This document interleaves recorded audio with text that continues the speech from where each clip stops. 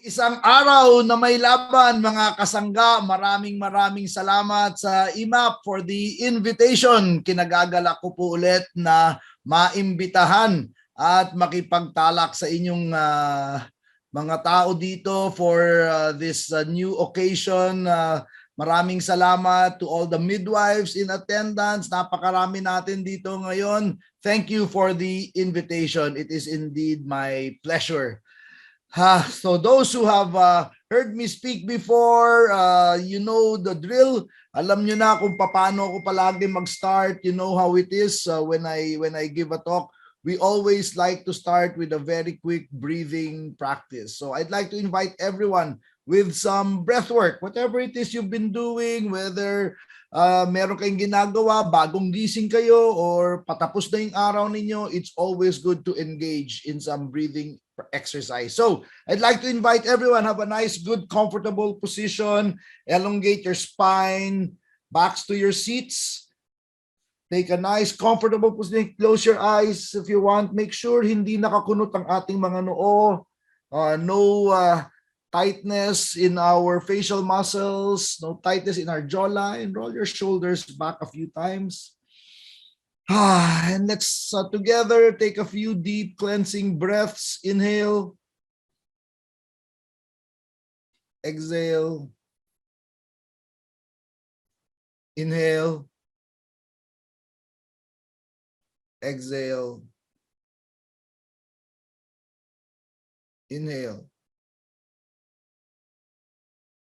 Exhale. Inhale. Exhale. And while you're breathing at your own pace, I want you to think of something you are thankful for right at this moment. Amid all the problems we're facing, there's always something to be grateful for, always something to be thankful for. Think about it right at this moment. What are you thankful for? I want you to sit with that thought for a bit. As we continue, inhale. Exhale. Inhale. Exhale. And as we prepare to take our last breath together, mga kasangga, I want you to go back and think of that thing you're thankful for and smile. As in literally, physically smile as we prepare our final breath. Inhale. Exhale. Smile. Yes, nice big smile. There you go. You can open your eyes now. And if you would, indulge me in your chat box. Paki-chat lang, paki-type lang ng mabilis. What are you thankful for? What are you grateful for right at this moment? Ayan, tignan natin kung ano mga linalagay nyo sa inyong mga chat box. You see, pagkain, good health, work, yeah, it's coming nice and fast now. And I like starting with this practice. You see, engaging in a regular practice of gratitude trains our minds differently. It wires our brains to think of potential, of possibility in oftentimes dire surroundings. It prevents us from wallowing in the negativity, and more importantly, engaging in a regular practice of gratitude infuses our spirit with hope. And if you think about it, without hope, what do we have left today? And I'm sure you'll agree with me, perhaps millions of our fellow Filipinos, a million-milyong mga kababayan natin, they don't even have this opportunity that we have today. And alam ko, lahat tayo may pinagdadaanan tayo, mga problema, mga pasakit, paghihirap na dinadaanan natin. But still, we're here. We are all here. A lot of our fellow countrymen, they don't even have the luxury because they are expending all their energy just trying to survive for today. So ano sinasabi ko? Let's cherish this moment. Let's take advantage of this opportunity. Huwag na natin sayangin to. And I know very well of where I speak because I've been there, done that. You know me today as the former head coach of the Philippine national team. I've had a pretty good career, won some awards in my lifetime, in my career. Pero very few people here naalala nyo yung umpisa ko. Nakikita ko yung mga tao dito, puro tayo mga millennials dito, right? Para tayo, like me, mga millennials na tayo dito. So I'm sure very few people remember where I started. Nag-umpisa ako my head coaching career when I was 29 years old.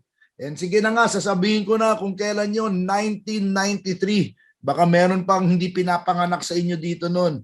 I started my head coaching career sa Pure Foods Corporation sa PBA at 29 years old. Unang-unang tournament, won a championship right off the bat. My second tournament, we went to the finals again. Although we didn't win it, that got me my first Coach of the Year award. The following year, we went to 2 more finals, won another championship that got me my second Coach of the Year award.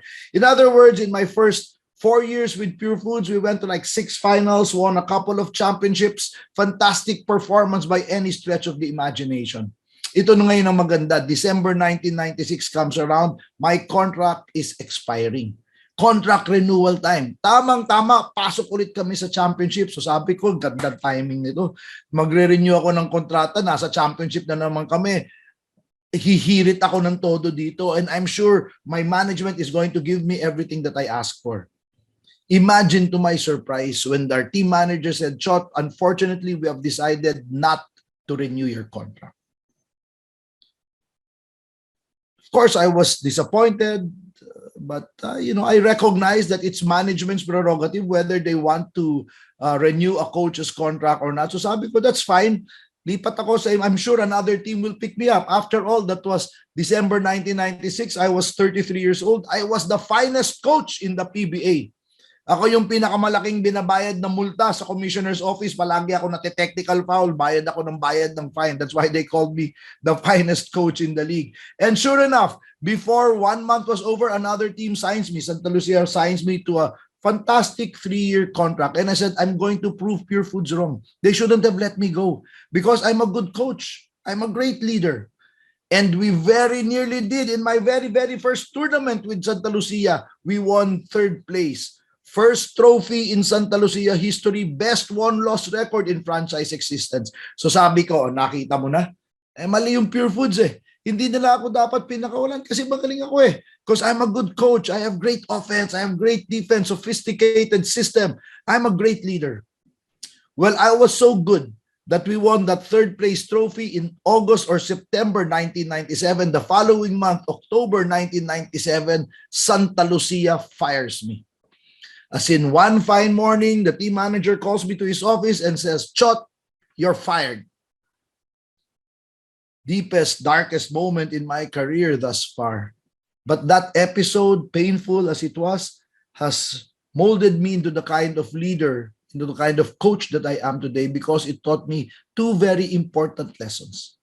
The first thing, it taught me the importance of connection, of relationships. You see, when I started coaching, I was always with my players. We're always having lunch with Alvin Patrimonio, kape kami ni Jerry Codinera. We watch concerts together as a team. I was all very strong coach-player relationships. And then the winning started. Ayan ay mga interview, appearance sa TV, mga talks like this. And I started to think it was about me as the leader. Until it was so rudely slapped on my face that it's never about us as the leader, because as leaders we win with our people. Little did I know that that relationship, that connection that I had with my peers, which was so strong, was slowly dissipating. And yet I didn't notice it because ang feeling ko magaling ako eh. Ladies and gentlemen, the value of connections, of relationships in your line of work, mga kasangga, dear midwives, in your line of work, how important is it to establish these connections, those relationships with the people around you, and especially with the people that you work with? The second lesson it taught me was the value of coping with change. You see, Pure Foods was trying to tell me something in December 1996. I wouldn't listen. It took another painful firing a few months later for me to realize my stuff no longer worked. My offense, my defense, my philosophy, my strategy, my technique, which was so successful barely 2 years earlier, today it no longer worked. And yet I was stubbornly clinging to it because ang paniwala ko, magaling ako eh. Ladies and gentlemen, if we do not change for the team will change you.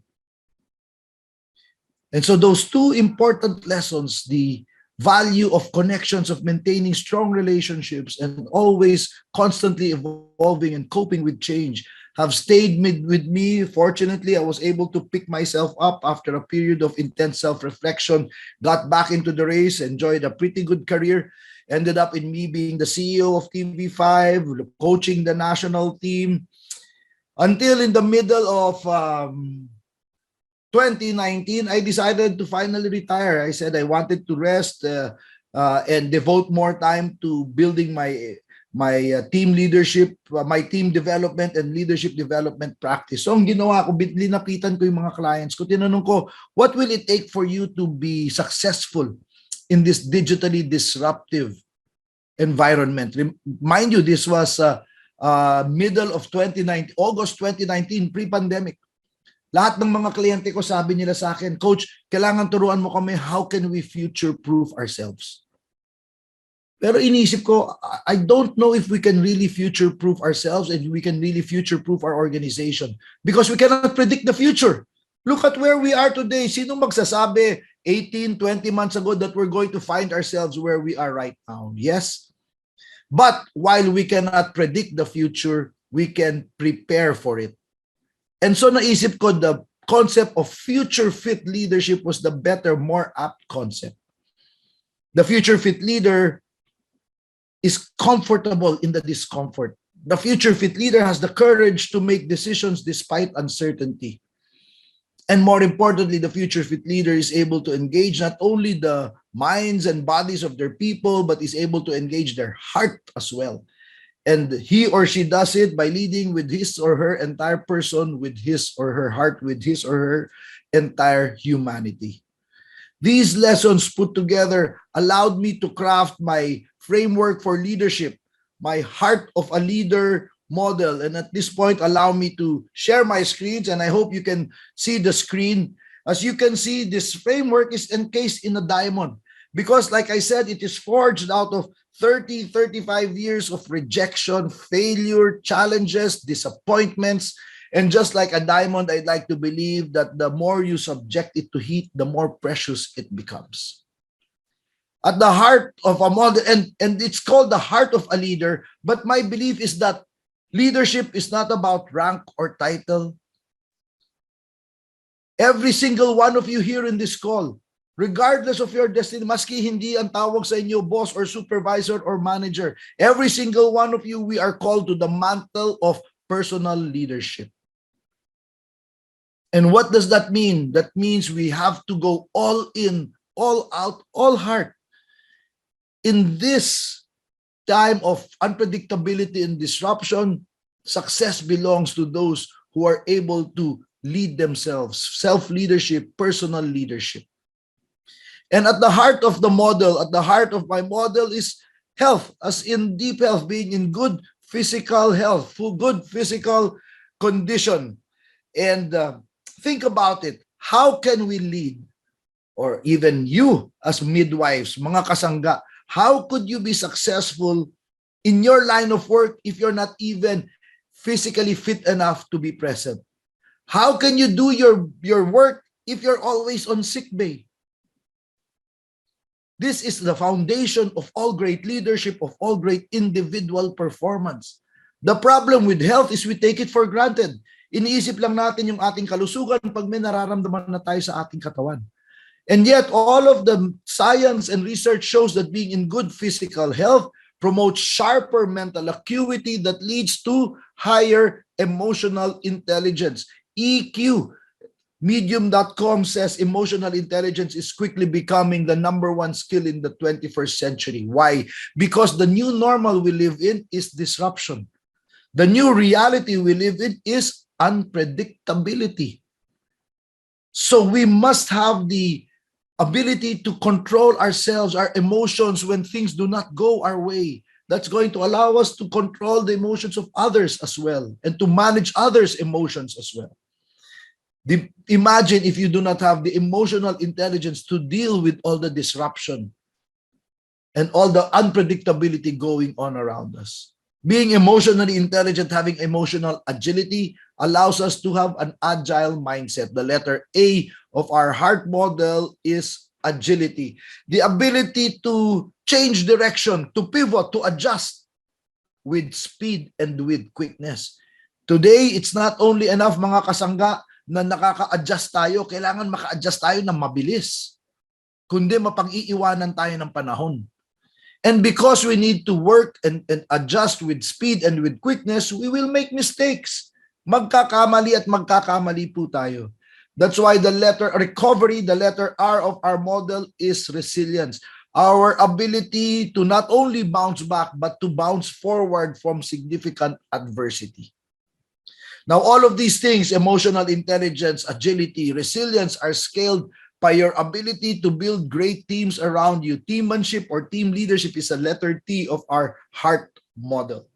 Now, all of the items that you see in the framework, they're part of a whole 4 or 8 hour leadership workshop that we conduct to leaders in different organizations. We share like 20 different models, frameworks, and tips to become a future fit leader. But for today, we're just going to focus on 4 things. The 4 things that in my mind, you can do that will help you progress as midwives. As midwives, how can you progress with heart? Kailangan po para tayo maging magaling sa ating ginagawa, whether as a midwife o maski anong trabaho or maski anong vocation or occupation sa buhay. Kailangan po yan ay ating isa-puso. Hindi pwedeng gawa-gawa lang, kailangan isa-puso. So how do we do it? I have just been here. I've been able to prepare my fundamentals of how to progress with heart as midwives. Ang tawag natin dyan ang ating ABCDs. So letter A, it starts with an attitude. Our attitude has to be, we have to keep ourselves full of fight, full of laban amidst the challenge. Walang bibigay. Walang bibigay. Kailangan alam natin, yes, mahirap ito. Itong pinagdadaanan natin, mahirap ito. But you know what? We will find a way. Have that can-do attitude. That can-do attitude that says, grabe, ang hirap nitong napasukan, ang hirap nitong hinaharap natin. Pero gawa natin ang paraan to.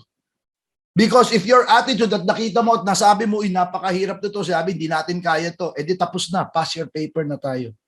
So the starting point, dear midwives, to start with that can-do attitude. Keep yourselves full of that laban. Ika nga natin mga kasangga, walang bibitaw. Walang bibitaw. Next, you must be able to build the skills.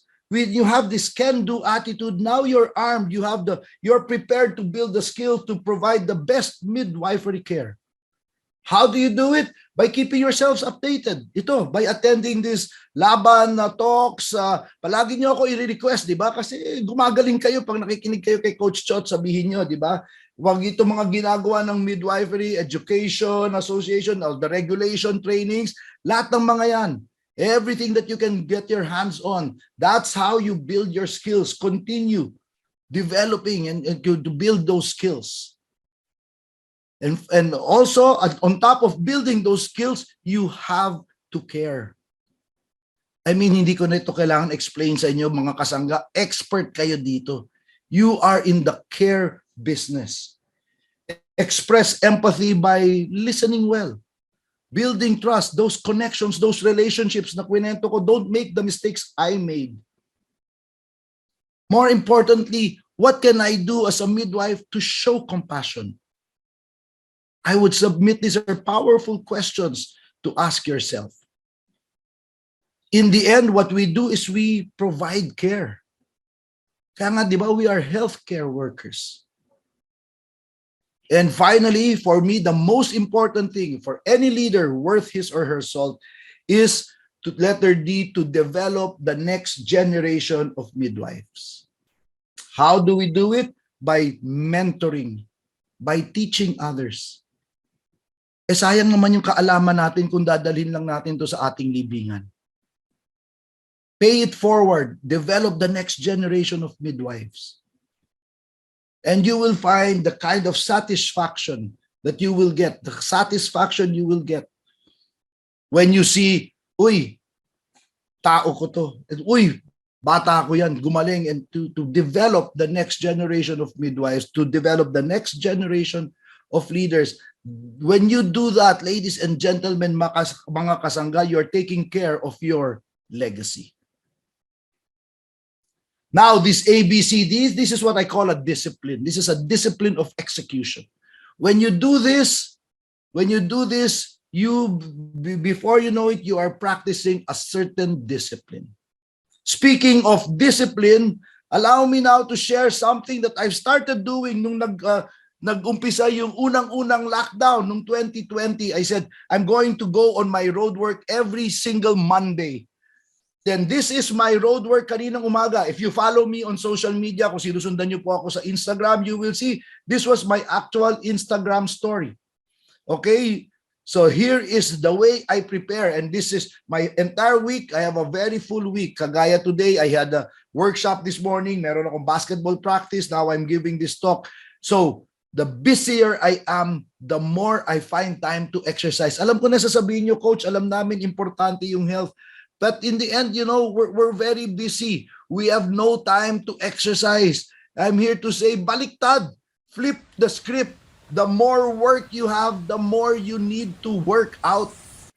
The busier you are, the more you need to exercise. So, konti ang time, kulang ka ng oras, edi gumising ka mas maaga.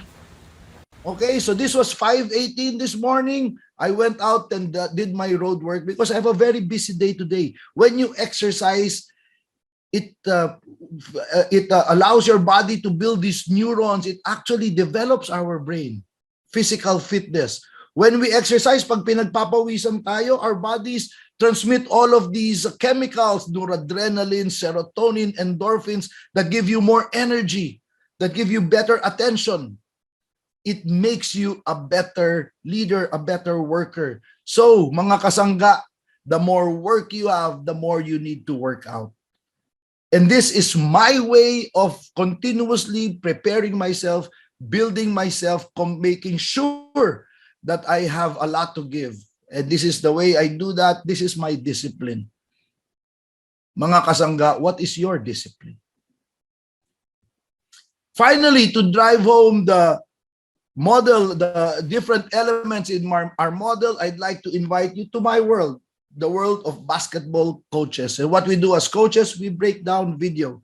And this is our video, what I call our 10 leadership lessons in 10 seconds. As you can see, there is only, this is a very quick 10-second video. Nakikita natin dito, 10 seconds left, Philippines versus China. When they named me the head coach of the Philippine national team, Gilas, ang aming trabaho, our goal, simple lang naman. Simply to lead the country to the Basketball World Championships, which was held last 2014. The last time nag-qualify ang Pilipinas was 1974. Imagine, 1974. Wala pang pinapanganak sa atin dito noon. Amen, right? Puro tayo mga bata dito eh. But for sure, none of my players was even born in 1974. You can imagine it was a goal and objective of lifetime significance. And we were fortunate enough when we played that Korea game, that win qualified us for the Basketball World Cup. So eto na tayo, qualified na tayo. We're on our way to the World Cup. The Basketball World Cup was held in August 2014 sa Spain. This is one of the preparatory tournaments papunta sa World Cup. Now we are on our way to the World Cup. This tournament was held in March or April 2014 in, believe it or not, hindi po ako nagbibiro mga kasangga, this game was held in Wuhan, China.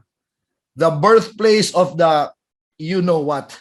And we are playing the home team. We're playing China for the only remaining trophy in the tournament, the third place trophy. Pareho po kami natalo in the semi-final match the night before. So the Philippines, Gilas, is playing China for the only remaining trophy. And this is a great example of being in great health, physical health on the part of Gilas. Why? Take a look. 10 seconds remaining, we're only 2 points down. And alam niyo naman tayong mga Pinoy, di ba? Tayong pinaka-cute sa Asia. We're always the shortest. Palagi in any tournament, tayong pinaka-maliliit. Yet, even if we are the smallest team in the league, we are now playing our 5th game in 6 days. Even if we're the shortest team in the league playing our 5th game in 6 days, we are still in the game. We have put ourselves in a position to win in the last 10 seconds, still with a chance to win. Ladies and gentlemen, every time we enter a tournament, our objective is not necessarily to win a championship. Our objective is to be the hardest working, best conditioned team in the league. That means we have to have the highest level of stamina and endurance. Mga kasangga, dear midwives, as we start this year 2022, I would submit your success is going to lie on your level of stamina and endurance. What are you doing today to build your stamina and endurance? Because all the things that you do today, you're going to feel this later on during the year. Pag pagod na kayo, hindi nyo na kaya when push comes to shove. The little things you do to build your stamina and endurance today, you will reap the benefits in the future. Your ability to finish projects, to get the job done, that depends on your stamina and endurance, on your health. Here, Gilas is showing great stamina and endurance, remarkable display of health. Being the shortest team in the league, playing its 5th game in 6 days, and still putting themselves in a position to win in the final 10 seconds of this ball game. Let's see what happens. It's the ball screen from Teo's guarded by Tenalio. The Chinese player drives, the referee blows his whistle, calls a foul on Ranidel de Ocampo. Sabi ni Ranidel de Ocampo, ano foul? I didn't even touch him. Di ko man siya hinawakan. Ano foul doon? And still, the referee called the foul nonetheless. Here is a great display of emotional intelligence on Ranidel de Ocampo's part, an ability to control one's emotions. Why? He could have easily gotten upset kung niniran na yung bola, balibagin niya yung bola, sigawan niya, murahin niya yung referee, and then a technical foul siya. 2 free throws sa kalaban plus bola pa nila, edi tapos na yung laban, talo na tayo dito. But instead, Ranidel de Ocampo simply says this. And take a look, he's looking at the bench, he's looking straight at the coach. And I remember giving him this gesture. This is our gesture for next play, next play.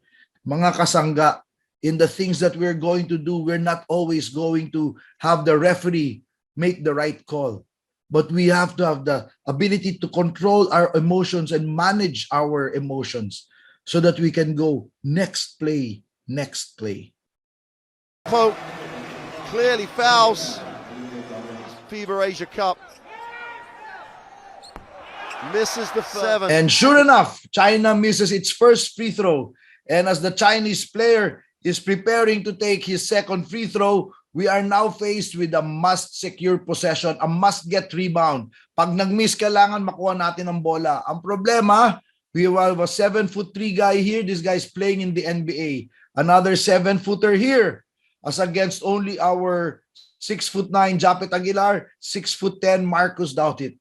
In these instances, when we are overmatched in size, talo tayo sa laki at sa tangkad, what do we do to put ourselves in a position to get that all-important possession, to secure that rebound? We do it by what we call Wang to make it a 3-point. Gang rebounding. Take a look. All 5 white uniforms in the shaded lane against only 3 red shirts there. This is an example of gang rebounding, our ability to come together as one, to make sure we are all in, all out. We have all hands on deck, all in tough situations. Mga kasangga, dear midwives, dear members here of EMAP, when the going gets tough, do you have the ability to be all in, all hands on deck? Or are there still people just outside in the periphery, not really committed, not really all in?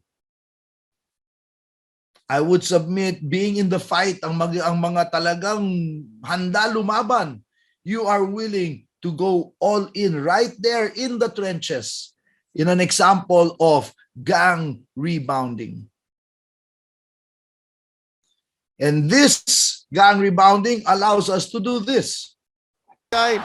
Misses Bo. How is it possible for LA Tenorio, all 5'10" of him, to get the rebound amidst these 2 7-footers? This is an example of our speed and quickness. In other words, our agility.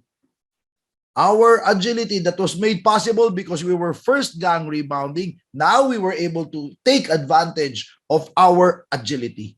And as LA Tenorio gets the basketball, he's now pushing it up into what we call our transition offense. We are attacking right away. What are we trying to do? We're trying to get to the other end of the court before the other team. Take a look at our big guys, Rani Del De Ocampo, Japet Aguilar, Marcus Doughtit. What do you notice? They are in a sprinter's crouch. Their arms are poised. Their legs are churning. What are they trying to do? They're trying to get to the other end of the floor, to the offense, before the defense gets set up. Gusto nila mauna doon before the competition gets there. This is speed to market. This is a great display of our agility, our ability to transition from defense to offense, our ability to go from a standing still situation to a running head start. Dear friends, mga kasangga, think about it. This year is about to, at the start of the year, what is your position? Are you in a sprinter's crouch? Ready to hit the ground running, take advantage of opportunities? Or diretso yung ating katawan, diretso yung ating mga legs, mga paa, para lang tayong namamasyal sa luneta? I submit, those who have the ability to be successful, they are in a sprinter's crouch. They are ready to take advantage of any opportunity. And as LA Tenorio gets the basketball, At the races. he is bumped by the Chinese defender. Take a look at this guy. Body check by the Chinese defender. Sa lakas ng pagkabangga kay LA Tenorio, angat yung dalawang paa ni LA na clear foul. That's a clear foul. Sure foul yan. But the referee does not blow his whistle. This is a great example of resilience on LA Tenorio's part. Why? We teach our players that we are not going to get every call of the referee. We are not going to get every break in the ball game. But that does not mean that we should stop playing. Resilience demands our ability to go and to play on to the next play regardless. Resilience, the way we build resilience is we find ways to make our practices more difficult in our practice habits. When we are practicing, yung 5 tao, yung 5 player, binabantayan namin ng 6 na bantay. Sa practice namin, binabawasan namin yung hangin sa bola para mas mahirap mag-dribble. We don't even practice with referees so that our players are not used to the referee's whistle. Mga kasangga, what are your practice habits? What do you do to prepare yourselves? What do you do to practice so that when the push comes to shove in times of adversity, you are resilient? Anong tawag na? May paghuhugutan tayo. That's resilience. We are not going to get every call of the referee. We are not going to get every play of the ball game, every break in the ball game, but that does not mean that we should stop playing. Resilience demands an ability to play on. And LA Tenorio here, even with that bump falling off balance in midair, he is still trying to play on to make this pass to his teammate. And how is it possible for a player off balance in midair to still make that basketball pass? Down the floor. LA Tenorio was able to do it because his teammate Paul Lee took it upon himself to be at the right place at the right time in a great show of teammanship, of dependability. That's what great team players do. That's what great teammates do. So that LA Tenorio, even when he's falling off balance, out of bounds, he knows, he trusts that when he throws that basketball, his teammate, Paul Lee, is going to be there to catch the ball. That's what great teammates do. Being at the right place at the right time to tell your teammates, bro, sis, I've got your back. And when Paul Lee gets the basketball, he knows exactly what to do with it. He lines it up. It's foul on the Three-point attempt. He's going to go to the free throw line with no time. They take the fake. They all land on him. Kylian Bayeki or Tao. Not sure which one he's called. It doesn't matter. Paul Lee. And now you may ask, how is a player able to perform under excruciating pressure? How is an individual, paano isang tao makaka-perform under extreme duress? Take a look. 0-0.0. Wala nang oras na titira sa larong to. Your team is down by 2 points. The fate of 100 million Filipinos resting on your shoulders. How is it possible to perform under such pressure? Some leaders, they say, wag mo isipin yung pressure, baliwalain, it doesn't exist. I don't agree. On the contrary, we tell our players, there is pressure, you have to embrace it and accept it. That's our approach to pressure. When Maria Sharapova entered her first ever Wimbledon final, in the morning of the championship, pagising niya, there was a message on her cell phone. There was a message from Billie Jean King. Sabi ni Billie Jean King, champions take chances. Pressure is a privilege. That's our approach to pressure. We tell our players, of course there is pressure. You are Gilas. You have Pilipinas across your chest. Of course there is pressure. Eh kung ayaw nyo ng pressure, doon kayo maglaro sa interbarangay. Doon walang pressure. Ladies and gentlemen, mga kasangga, dear midwives, you are members, you are midwives, you are IMAP, this organization that has been around for so many years. What you do matters. Of course, there is pressure. More importantly, by your hard work, by your dedication, by your sacrifice, you have put yourselves in this position, this privilege of pressure. Ladies and gentlemen, if we are to achieve anything worth achieving in our life, anything of significance, there will always be that pressure.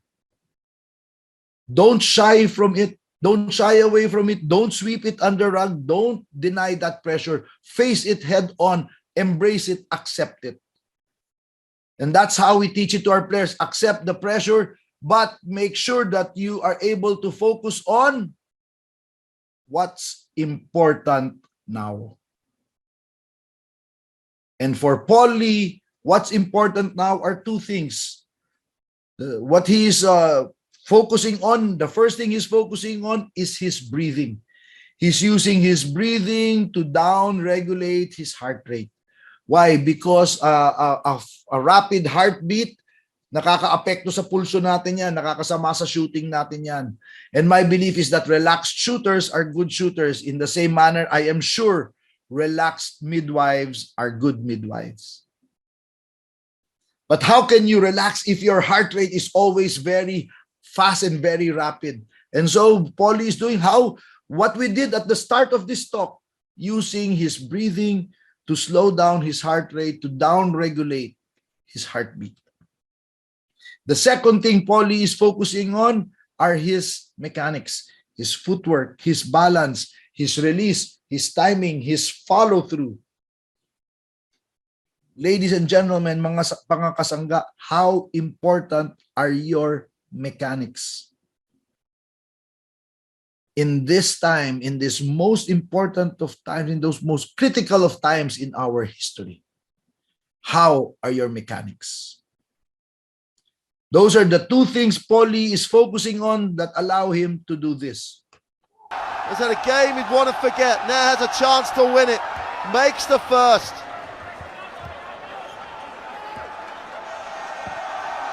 The crowd trying to do everything they can. Lee for the tie. And take a look at that picture. That's a great picture of what a great team is all about. Look at these guys. They're just as happy, just as invested as the guys playing. Hindi nga maglalaro ito, mga bangko nga ito eh. But that's what a team is all about. Teams are composed not only of the frontliners or what we call the superstars. Teams are composed also of the rock stars.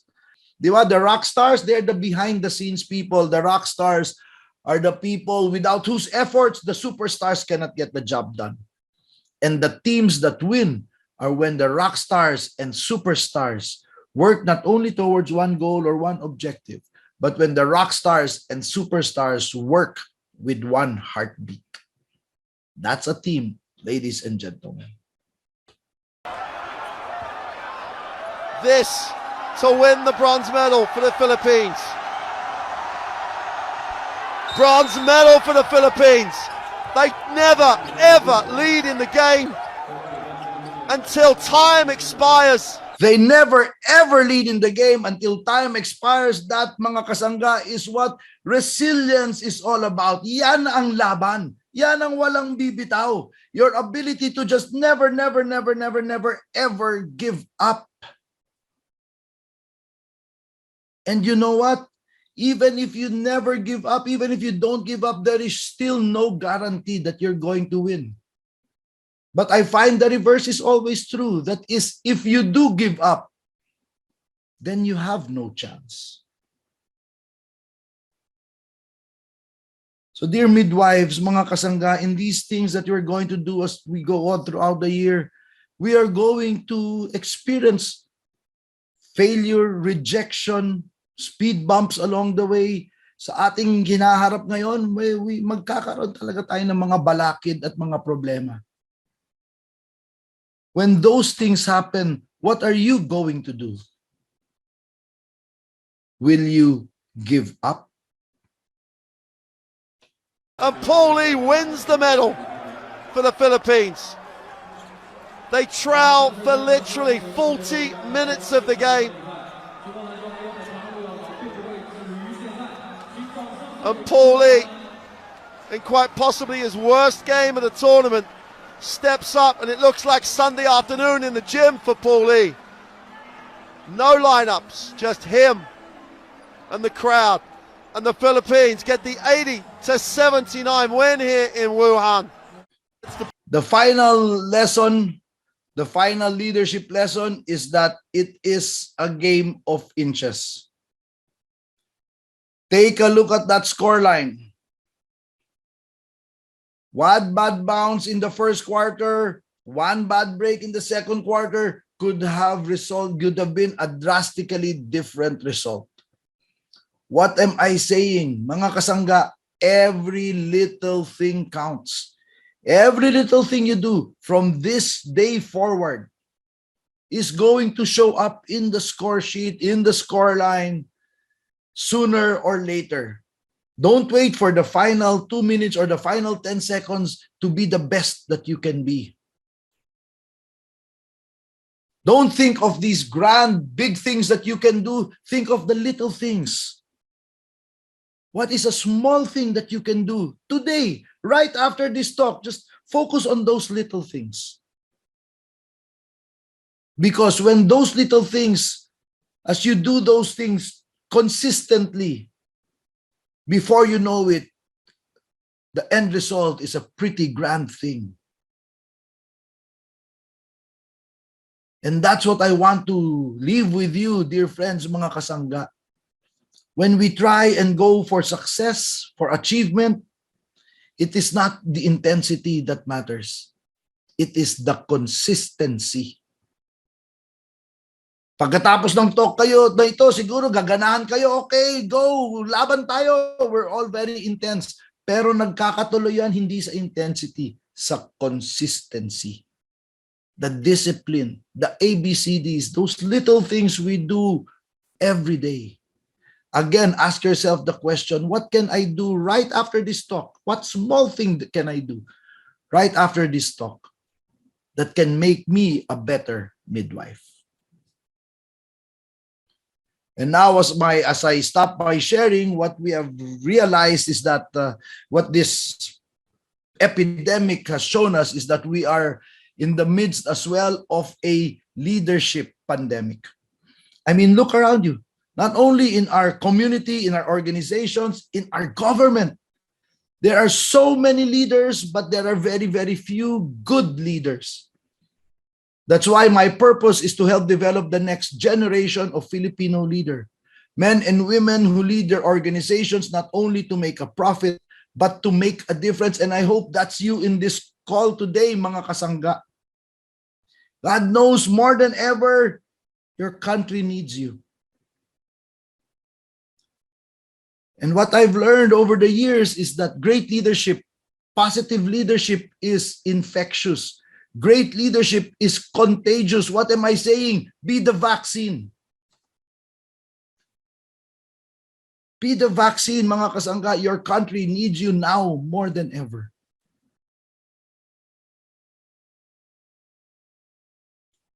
Allow me to end by paraphrasing Arianna Huffington, one of the talks I heard her give when she said, you know, as leaders, our arms are being pulled all over the place. I mean, this is important, that's important. No, this is important. No, that's important. But as a leader, we need to yank our hand back, put it here on top of our heart where it matters and say, no, this is important. In Gilas, we say we fight till we cannot fight anymore for our country with all our hearts. To my fellow Filipinos, I'm here to tell you, Laban, Pilipinas. Puso. Find purpose in this pain. Choose faith over fear. Laban lang po, walang bibitaw. Maraming salamat. And I turn it back to the hosts for the next part of the program. Thank you very much.